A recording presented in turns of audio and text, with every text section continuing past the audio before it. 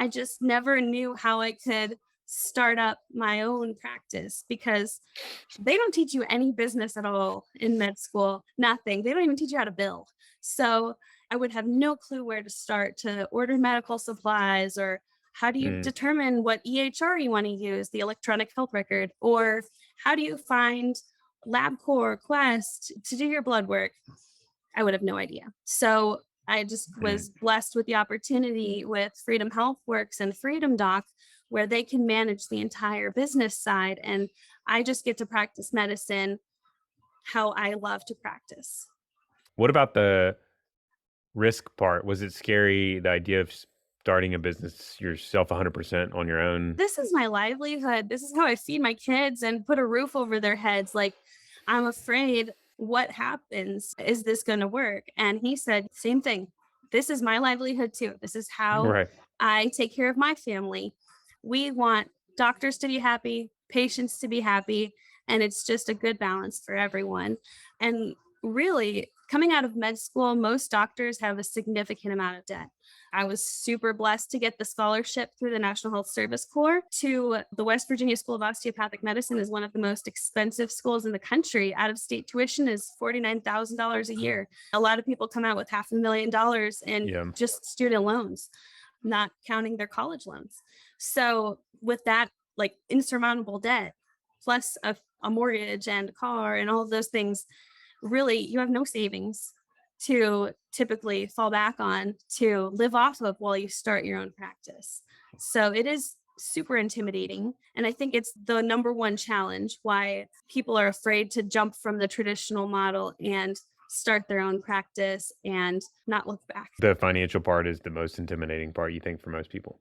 Absolutely. I can see that and it makes a lot of sense. And I think I hear that a lot from people. It's like whatever business risk, not even business, any risk, people are intimidated by taking big risks. But I think we're seeing a lot within healthcare. A lot of physicians are so frustrated with it that it's like that in itself is a risk. Like continuing to work in an environment that's in conflict with your values, that in itself is a huge risk. And you have to weigh all those things. You were able to find a setup that is a little bit of a hybrid. Maybe we'll talk about that a little bit more as well. But so making the jump up completely on your own was felt very intimidating to the point where you're like, oh, I don't think I want to. I never would have done it on my own completely without someone that has business background, legal Yeah. background, because there's just so many things that you can miss without someone helping you that has that financial business background. Yeah. So the setup you're in now, so you were able to connect with them and they were able to be a backstop to you to make this whole thing kind of work together. When you heard that idea proposed, were you like, what's the catch? Like, or were you Yeah. skeptical at all? Yeah. I felt exactly what's the catch. This seems too good to be true. Yeah. What am I missing here? But no, it isn't too good to be true. It's like, this is how it is. You don't have that risk of that initial investment for Yeah. private practice. So I understand that was what was keeping me in the typical model as well. Something that I just heard about with my med school, which I think is great, is they have a new program where it's a 5 year track instead of a 4 year track. And at the end of the 5 years, you also get your MBA.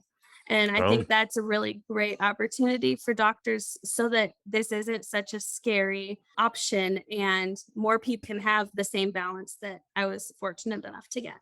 I'm curious about your setup. Like you didn't have to take near as much risk because they're backing you up to some extent. I know you started your own practice officially, like you're owning a practice, but they're backing you up and making it a little bit more of a lower risk deal. So in your words, can you explain that more a little bit for us? How Yeah. is that working? What does that even mean?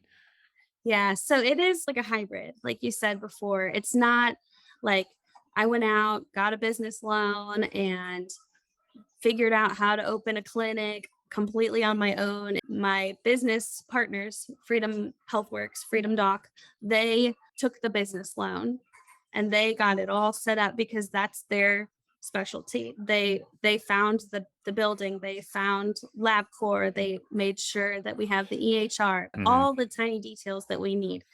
And basically, so they took that financial risk themselves, and we partner so that they give me like a stipend, enough to live off of until the clinic grows. And then once the clinic starts making a profit, we share the profit 50-50. It took off the burden of needing that huge amount of money to just invest into a practice.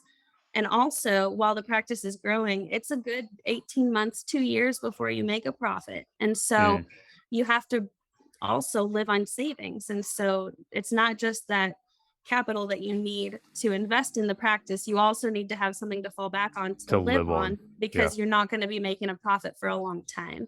I have full confidence in Freedom Doc and Freedom Healthworks. We're in a great location and I love the community.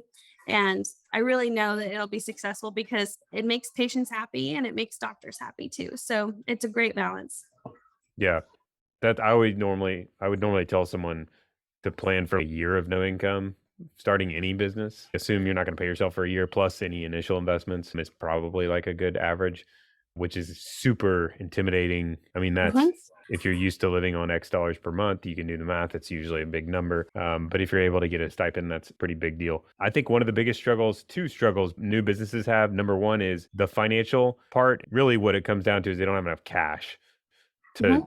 get through the hard part. It's always hard starting a business on the front end, especially if you're on your own, not having a setup like you. And that's the number one reason they ultimately fail. I guess the other part, which is related, is they don't get growth of patients or clients or whatever, depending on the business type. And so basically marketing. Are they helping you with marketing and what does that look like? And how are you getting new patients? Yeah, so Freedom Healthworks has its own marketing team. And Mhm. so they do all the marketing as well, social media, newspapers, arrange events, flyers, and business cards and postcards, and everything that we need to get the word out there. But also, since it is a small practice, it's partially I want to do my part and kind of the boots on the ground marketing, like going to farmers markets and talking to friends about it. Yeah. Once you have, they say, about 50 patients in your panel, really word of mouth begins to take over the marketing part because